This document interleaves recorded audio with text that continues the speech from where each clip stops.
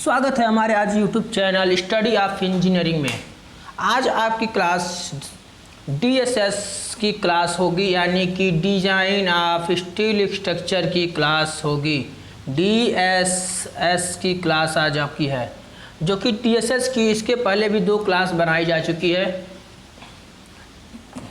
तो आपके जो भी अभी तक दोस्त हैं, इसके पहले 2 लेक्चर डीएसएस की बनाई जा चुकी है, जिसमें आपके क्वेश्चन के सीरीज है, जिसमें आपको आंसर देख के बताना रहता है उसमें। तो उसको भी आप 2 लेक्चर है, कम से कम उसमें 40 से 50 क्वेश्चन आपके कवर हो गए हैं। तो उसको भी आप देख के अपना एक प्रैक्टिस कर सकते हैं सेट का। तो और आज का जो तीसरा लेक्चर है, ये आपका डीएसएस की क्लास है आज की। इसमें लेक्चर आपको दिया जाएगा पूरा सही से, और आपको प्रैक्टिस की ज़्यादा ज़रूरत है, इसलिए आपको ज़्यादा प्रैक्टिस की ज़रूरत है। बस एमसीक्यू क्वेश्चन देखिए, उसके आंसर तुरंत आपके एकदम जुबान पे ही रखी हो जाना चाहिए, इसलिए तभी आपका एमसीक्यू क्वेश्चन होंगे। तो अभी हम आपका 30 सेकंड तक वेट कर लेते हैं। 30 सेकंड तक आपके दोस्त जो भी हैं वो जुड़ जाएं, और जो अभी तक आपने सब्सक्राइब नहीं किया है तो सब्सक्राइब भी कर लीजिए, जिससे क्लास की तुरंत नोटिफिकेशन मिल सके। तो चलिए 30 सेकंड तक वेट करते हैं। 6:04 से क्लास स्टार्ट कर दी जाएगी।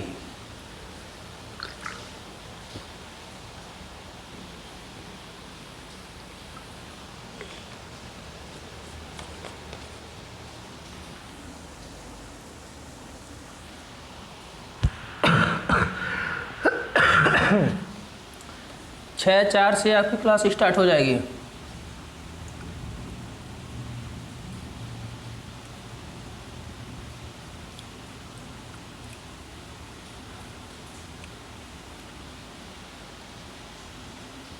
चलिए, तो 6:04 हो गया। जिसको जुड़ना था वो जुड़ चुके हैं, और आप भी कमेंट में आंसर बताते जाइएगा। हम क्वेश्चन पढ़ेंगे, समझाएंगे, आप आंसर बताएंगे, उसके बाद हम आपको आंसर बताते जाएंगे। चलिए, आज का जो पहला क्वेश्चन होगा, देखिए इंग्लिश से घबराइए मत, इंग्लिश की जो भी होगी मीनिंग उसको हम बताते जाएंगे।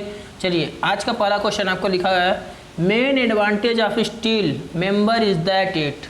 जो स्टील मेंबर होते हैं, स्टील खंड होता है, मेंबर मतलब खंड होता है, एडवांटेज मतलब उपयोग या उसके प्रयोग, ठीक, उसके लाभ कर सकते हैं। जो main advantage of steel member is that it, यानी कि स्टील मेंबर का सबसे मुख्य लाभ क्या है। आपके ऑप्शन दिए गए, has strength and long life. उसकी स्ट्रेंथ और उसकी लॉन्ग लाइफ, यानी कि उसकी लंबी आयु होती है स्टील मेंबर की। दूसरा बोला गया है, कैन नॉट रिप्लेस ईजली, जो रिप्लेस किया जा सकता है। अगर कोई मेंबर खराब हो गया है, उससे आसानी से रिप्लेस नहीं किया जा सकता। ऑप्शन बी आपका दिया गया, is water right and leak proof. ये वाटर प्रूफ और लीक प्रूफ, यानी कि मतलब वाटर से भी बचा सकता है, यानी कि जंग उंग भी नहीं लगेंगे। चौथा ऑप्शन है ऑल ऑफ द एबव। जो ऑप्शन देखिए, चूँकि ये सभी कुछ सही है, लेकिन उसमें मेन एडवांटेज जो बात की गई है, मेन एडवांटेज की, ये देखिए मेन एडवांटेज की बात की गई है। चूँकि सारे ऑप्शन एक तरह से आपके कह सकते हैं सही है, लेकिन आपका जो इसमें मेन एडवांटेज की बात की जाती है, वो किसी भी मेंबर की, स्टील मेंबर की बात किस पे की जाती है, उसकी स्ट्रेंथ की बात की जाती है, स्ट्रेंथ की बात की जा रही है। तो इसलिए यहाँ पर जो ऑप्शन होंगे वो ऑप्शन हो जाएगा ए, सही हो जाएगा। मेन एडवांटेज की अगर बात की जा रही है, has strength and long life, उसकी जो स्ट्रेंथ होती है वो बहुत अधिक होती है, और लॉन्ग लाइफ तक, अधिक समय तक चलने वाला होता है। ये आपका देखिए क्वेश्चन जो रिजल्ट किया गया है, ये थोड़ी से अलग तरीके से किया गया है और जगहों के अपेक्षा, ठीक है। आपका main advantage of steel member is that it has strength and long life, option A सही हो गया। चलिए, अब क्वेश्चन नंबर 2 की तरफ बढ़ते हैं। देखिए, weight of steel per cubic metre is taken to be. Weight, उसकी वेट, स्टील का वेट पर क्यूबिक मीटर कितना लिया जाता है।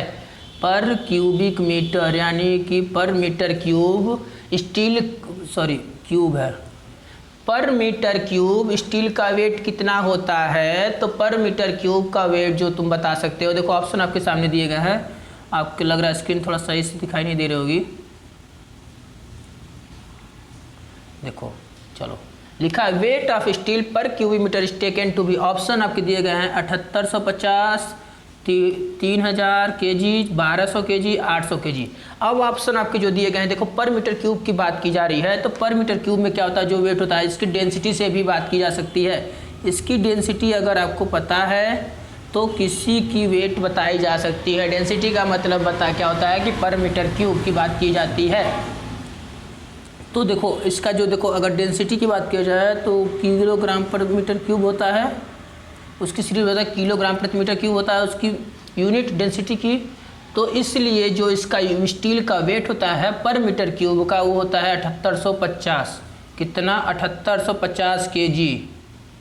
और यही इसकी डेंसिटी भी होती है। अगर डेंसिटी की भी बात की जाए तो वो भी हो जाएगा 7850 kg पर मीटर क्यूब, यानी कि ऑप्शन ए आपका सही होगा।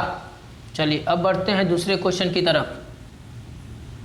दूसरा क्वेश्चन क्या बोल रहा है? द स्ट्रक्चर आर, कोई संरचना है उसे क्या, उसका मतलब क्या है? स्ट्रक्चर का मतलब क्या होता है? स्ट्रक्चर आर, देखो ये तरह से कह सकते हो, फिल इन द ब्लैंक्स है, यहाँ पर फिल करना है, समझ लो। स्ट्रक्चर आर, देखो पहला ऑप्शन क्या दिया? Means of transferring load to be the substructure. The structure are, देखो पहला ऑप्शन है उसमें सटीक बैठा, देखो क्या बैठ रहा है नहीं बैठ रहा है। The structure are means of transferring load. Transferring load होता है स्थानांतरण, लोड का स्थानांतरण to be the substructure. Substructure, superstructure, substructure. Superstructure का क्या होता है? फाउंडेशन से ऊपर, सब स्ट्रक्चर मतलब होता है फाउंडेशन।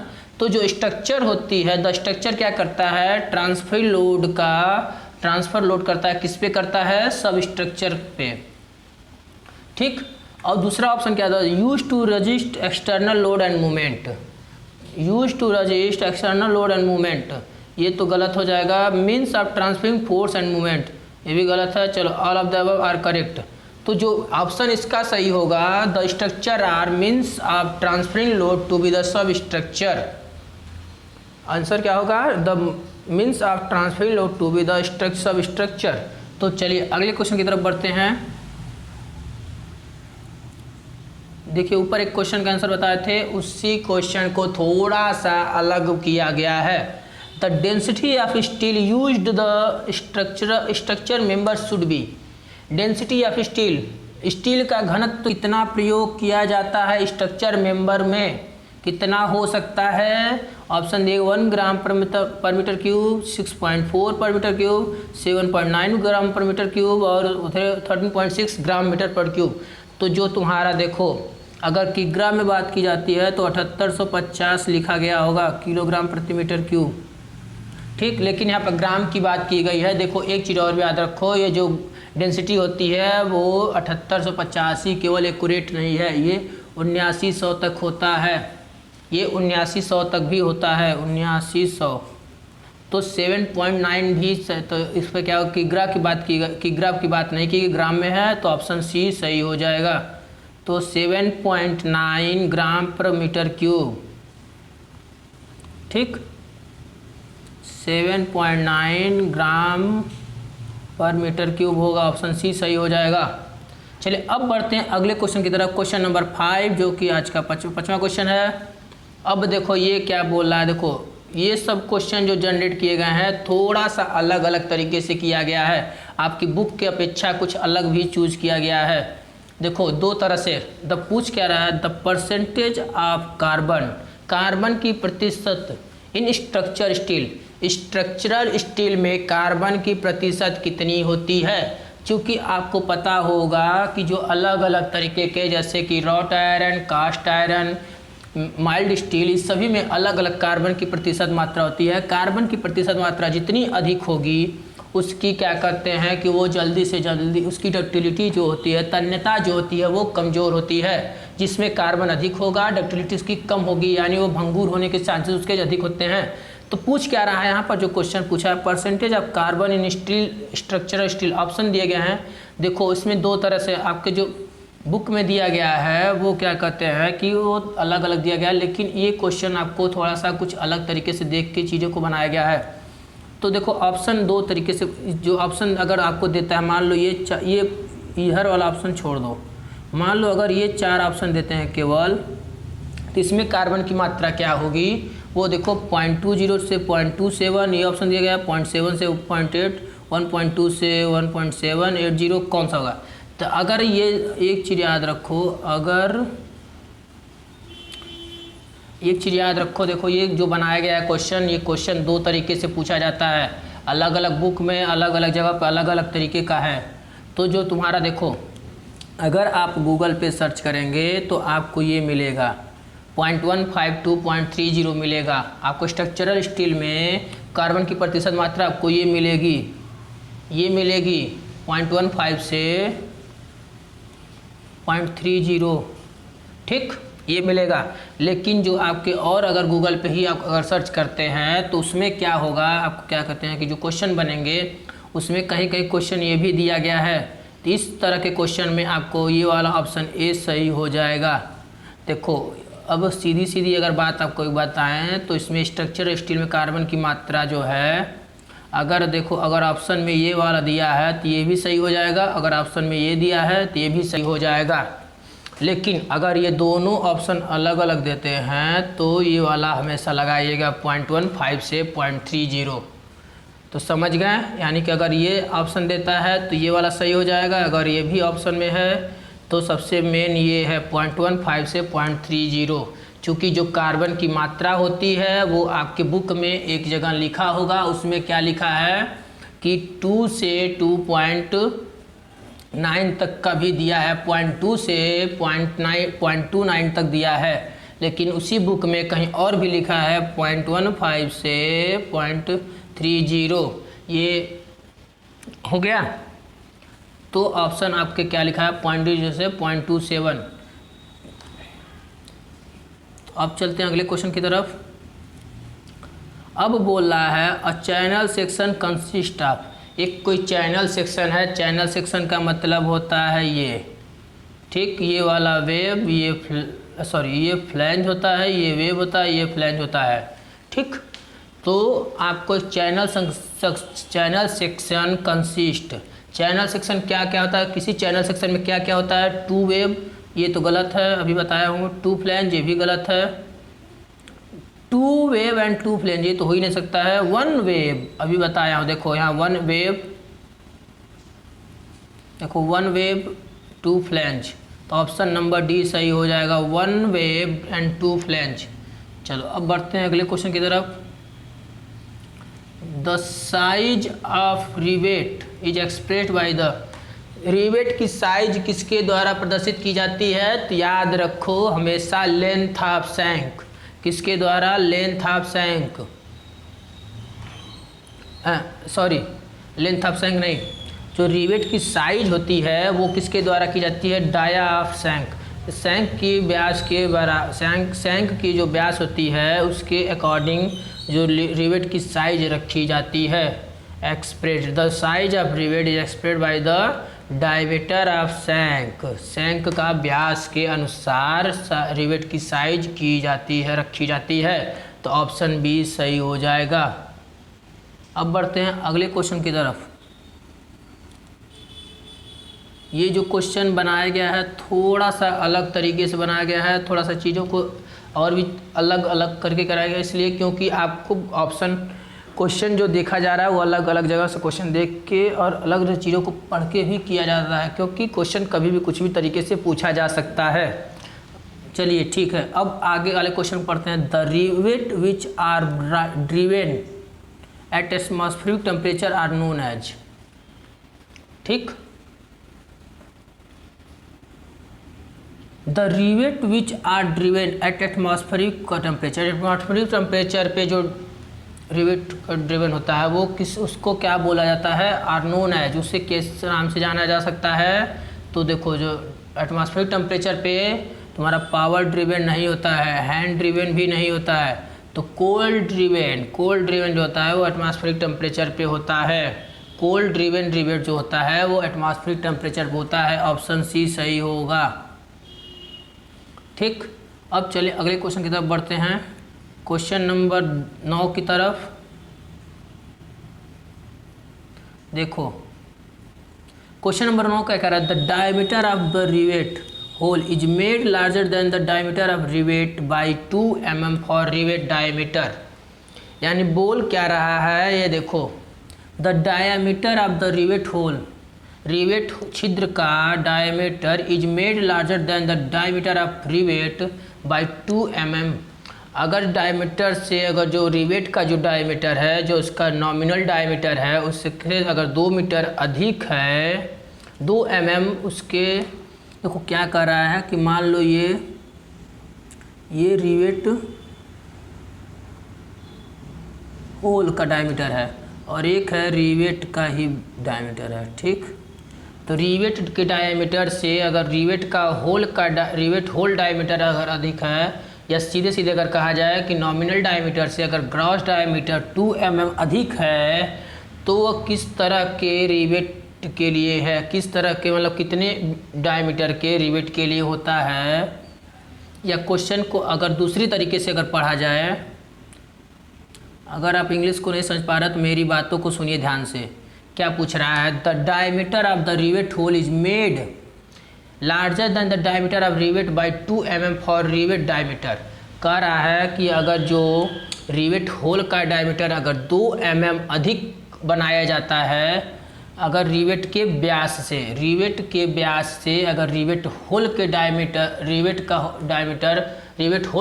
2 mm अधिक कर दिया जाता है, तो रिवेट का जो डायमीटर होगा वो कितना होगा, रिवेट का जो डायमीटर होगा वो कितने तक के लिए होता है। तो याद रखो, जो रिवेट का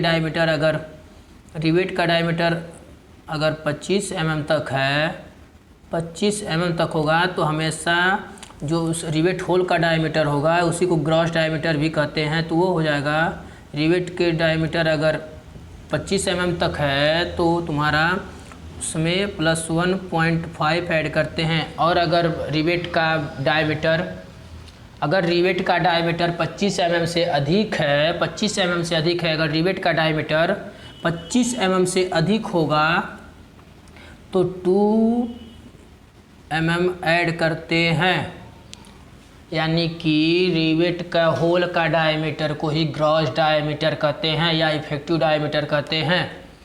तो अगर रिवेट का डायमीटर 25 mm तक है तो उसमें +1.5 जोड़ेंगे तो ग्रॉस डायमीटर या इफेक्टिव डायमीटर या रिवेट होल का डायमीटर प्राप्त होगा।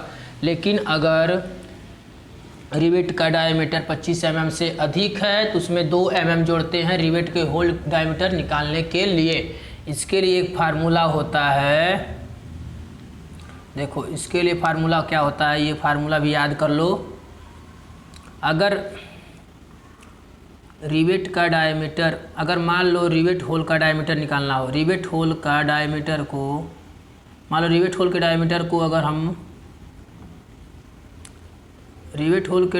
को अगर हम D से दिखा दें तो फार्मूला हो जाएगा रिवेट होल का डायमीटर D से और रिवेट डायमीटर को स्मॉल d से कर दिया जाए तो फार्मूला हो जाएगा +1.5। ये कब होगा? 25 mm तक के लिए। और यही चीज़ अगर +2 कब होगा? जब 25 mm से अधिक होगा, ठीक। ये हो गया। अब बढ़ते हैं अगले क्वेश्चन की तरफ। अगला क्वेश्चन क्या बोल रहा है ये देखो ऊपर ये सब क्वेश्चन का आंसर, इस क्वेश्चन का आंसर ऊपर बता दिया गया है। The gross dia of rivet is the dia of, जो ग्रॉस डाया होता है रिवेट के डाया का क्या होता है? Cold rivet measured before ड्रिविंग।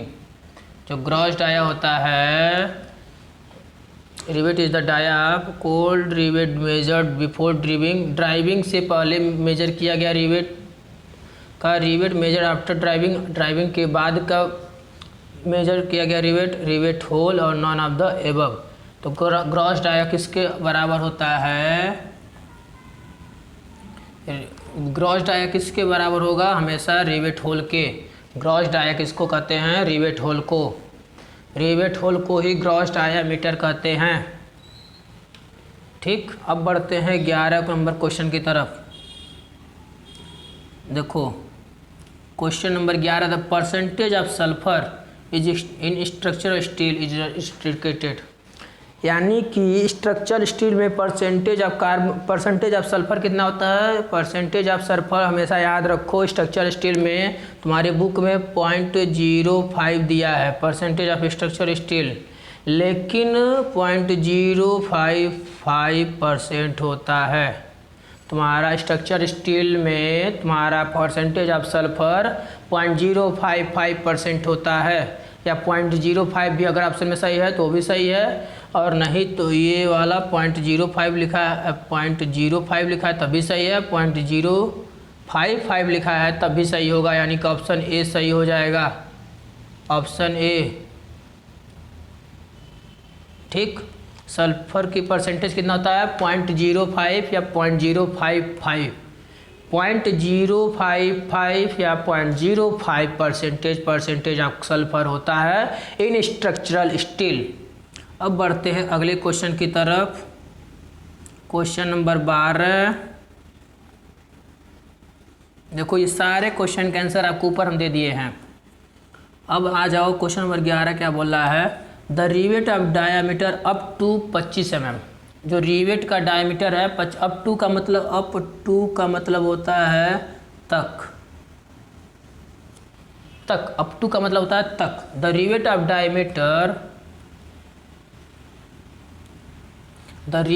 Diameter up to 25 mm। जो रिवेट का डायमीटर है वो 25 mm तक है।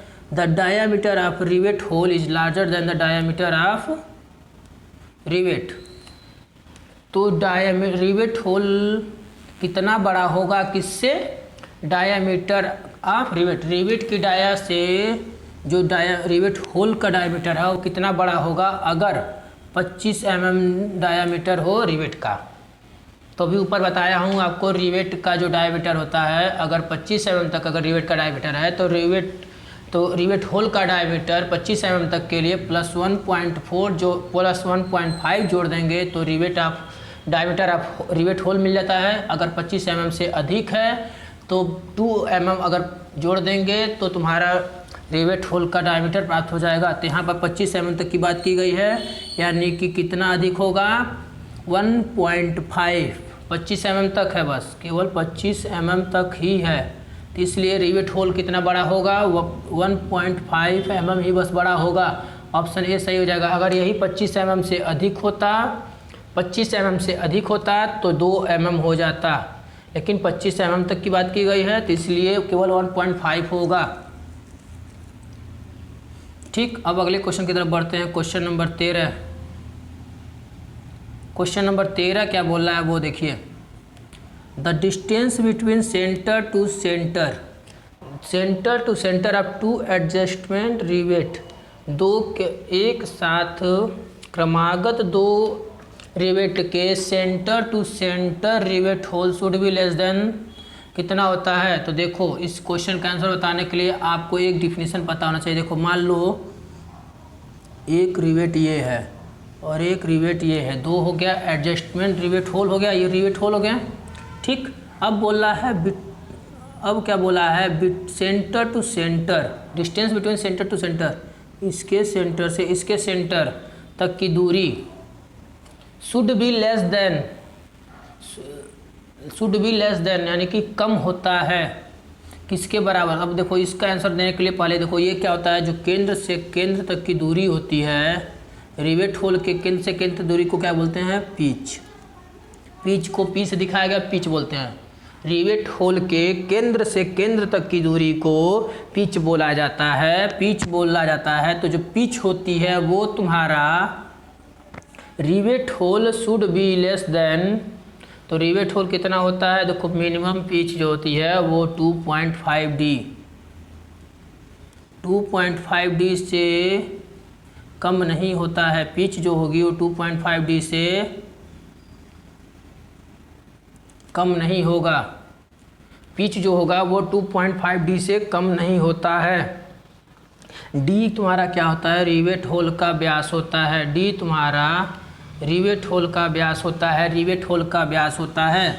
तो इसका आंसर देखो पूछा है the distance between centre to centre up to adjustment rivet hole, यानी 2 रिवेट छिद्र के बीच की दूरी should be less than the, किससे कम होती है, तो वो क्या होता है 2.5 times the diameter of rivet, यानी कि 2.5 times of diameter of the rivet. तो यही वाला चीज़ हुआ, मतलब जो पिच है वो 2.5D से कम नहीं होता है। सेंटर टू सेंटर डिस्टेंस को पिच बोला जाता है, और जो पिच होती है वो 2.5D से कम नहीं होती है। तो यानी 2.5 times of the diameter of rivet. ठीक, ये वाला ऑप्शन सही हो गया। अब आते हैं, देखो सॉरी, जो डी है ये रिवेट का है, रिवेट का व्यास होता है, रिवेट का व्यास होता है डी, के इसको बोलते हैं रिवेट के व्यास को बोलते हैं। हमने ग्रॉस डाई बताया होगा, चाहे रिवेट होल बोल दिया है गलती से, लेकिन ये जो डी होता है वो रिवेट होल का व्यास होता है। सॉरी, रिवेट होल का, रिवेट का diameter of rivet, rivet hole और डायमीटर ऑफ रिवेट दोनों अलग है। हमेशा जो रिवेट होल होता है उसे ग्रॉस डाया इफेक्टिव डाया बोलते हैं, और डायमीटर ऑफ रिवेट जो सिंपल होता है उसको नॉमिनल डायमीटर बोलते हैं। ठीक, नॉर्मल डाया होता है जो नॉर्मल सामान्य व्यास, उससे बोलते हैं डायमीटर ऑफ रिवेट को।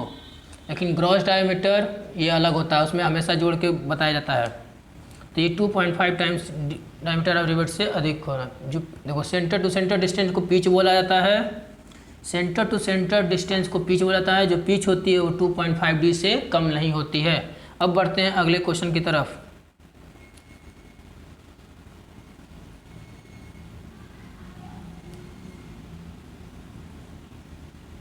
अगला क्वेश्चन क्या बोला है,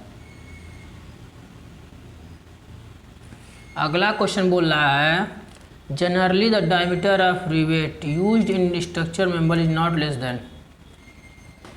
ठीक, जो रिवेट यूज किया जाता है सामान्यतः, जो rivet diameter of rivet use किया जाता है, जो सामान्यतः रिवेट का व्यास यूज किया जाता है किसमें, स्ट्रक्चर मेंबर में, स्ट्रक्चरल मेंबर में जो यूज किया जाता है वो कितने से कम नहीं होता है, not less than, not less than की बात की जा रही है।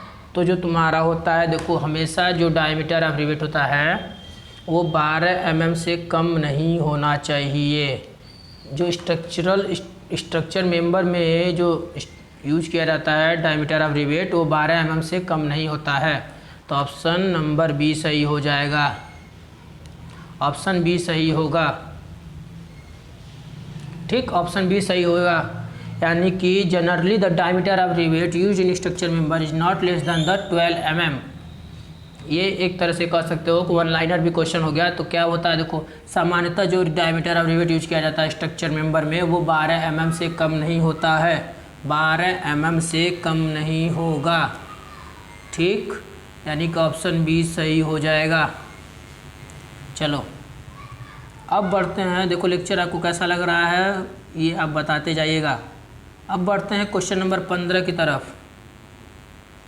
A straight is a strut, strut is a strut क्या होता है, तो जो स्ट्रट होता है तुम्हारा, ऑप्शन दिया गया है flexible member, compression member, torsional member या टेंशन मेंबर। फ्लेक्सिबल का मतलब तुमको समझ में आ रहा होगा, कंप्रेशन मतलब तनाव, संपीड़न से होता है, और टॉर्सनल मतलब मरोड़ से होता है, और टेंशन का मतलब तनाव से होता है। तो जो स्ट्रट होता है वो कैसा मेंबर होता है, वो हमेशा कंप्रेशन मेंबर होता है, कंप्रेशन में यूज किया जाता है। स्ट्रट किस में यूज किया जाता है, हमेशा तुम्हारा कंप्रेशन मेंबर में, कंप्रेशन मेंबर के लिए स्ट्रट का यूज किया जाता है, यानी ऑप्शन बी सही होगा, ऑप्शन बी सही हो जाएगा। और strut is a compression member. अब आ जाते हैं क्वेश्चन नंबर 16 की तरफ। और टाई क्या है, और tie is a flexible member या कंप्रेशन मेंबर या टॉर्सनल मेंबर या टेंशन मेंबर। जो टाई तुम्हारा होता है वो तुम्हारा कौन सा मेंबर है, देखो स्ट्रट जो होता है, स्ट्रट कंप्रेशन होता है, और जो तुम्हारा टाई होता है, जो टाई होता है, टाई कौन सा मेंबर होता है, तुम्हारा टाई जो है वो टेंशन मेंबर होता है, टाई जो है वो टेंशन मेंबर है। टाई कौन सा मेंबर होता है? टाई टेंशन मेंबर होता है। ठीक, तो ऑप्शन नंबर डी सही हो जाएगा, टेंशन मेंबर। और tie is a tension member. 16 number question समाप्त हो गया। अब बढ़ते हैं 17 नंबर क्वेश्चन की तरफ। 17 नंबर क्वेश्चन क्या बोल रहा है? ये क्वेश्चन का आंसर आप बताओगे। और types of rivet joint, types of rivet joint कौन कौन सा होता है? टाइप्स ऑफ रिवेट ज्वाइंट देखो, तो ऑप्शन दिया गया है lap joint, but joint, both A and B, none of the above. सभी समझ में आ रहा है। टाइप्स ऑफ रिवेट ज्वाइंट, हमेशा टाइप्स ऑफ रिवेट ज्वाइंट कौन सा होता है? लैप ज्वाइंट होता है कि बट ज्वाइंट होता है? Both A and B, tap lap और बट दोनों होता है कि नॉन ऑफ द अबव? तो ऑप्शन इसका क्या सही होगा बताओ जल्दी से, कमेंट बॉक्स में जल्दी से कमेंट करके बताओ।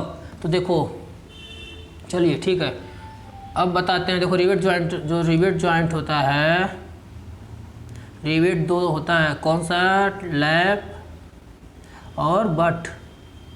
ठीक, रिवेट कौन सा होता है? लैप और बट होता है। तो ऑप्शन बी सी सही हो जाएगा, 17 का सी सही हो जाएगा, 17 का सी सही हो जाएगा। बोथ ए एंड बी, सी सही हो गया। ठीक, अब बढ़ते हैं क्वेश्चन नंबर 18। क्वेश्चन नंबर 18 क्या बोला है? मैक्सिमम पिच इन कंप्रेशन मेंबर। कंप्रेशन मेंबर में मैक्सिमम पिच कितनी होती है? तो कंप्रेशन मेंबर में जो मैक्सिमम पिच होती है वो तुम्हारा कितना होता है? देखो एक चीज़ और बता देते हैं, अगर यही बात तुम्हारा मिनिमम पिच की बात करती तो वो तुम्हारा 2.5D से, देखो अगर मिनिमम पिच की बात की जाए, मिनिमम यानी कि न्यूनतम की बात की जाए, तो 2.5D से कम नहीं होना चाहिए। ठीक, लेकिन यहाँ पर क्या बोल रहा है? मैक्सिमम की बात की जा रही है, मैक्सिमम पिच की बात की जा रही है। मैक्सिमम पिच इन कंप्रेशन मेंबर, कंप्रेशन मेंबर में मैक्सिमम पिच कितनी होती है? तो तुम्हारा वो जो होता है वो 16T या 200 mm जो भी होगा कम, 16T या 200 mm में जो भी कम होगा वही तुम्हारी मैक्सिमम पिच होती है कंप्रेशन के लिए। लेकिन अगर कंप्रेशन के जगह पर अगर टेंशन की बात की जाए, यानी कि तनाव की बात की जाए, तब वहाँ पर ऑप्शन 12T वाला सही हो जाएगा। टेंशन में 12T होता है, कंप्रेशन में 16T होता है। अगर कोई रिवेटिंग टैकिंग लगा रहता है, अगर कोई टैकिंग लगा होता है तो 32 या 300 mm जो भी होगा वो सही होगा। तो एक बार इसको और क्लियर कर देता हूँ तुमको, इससे 3 क्वेश्चन का आंसर तुमको पता चलेगा। देखो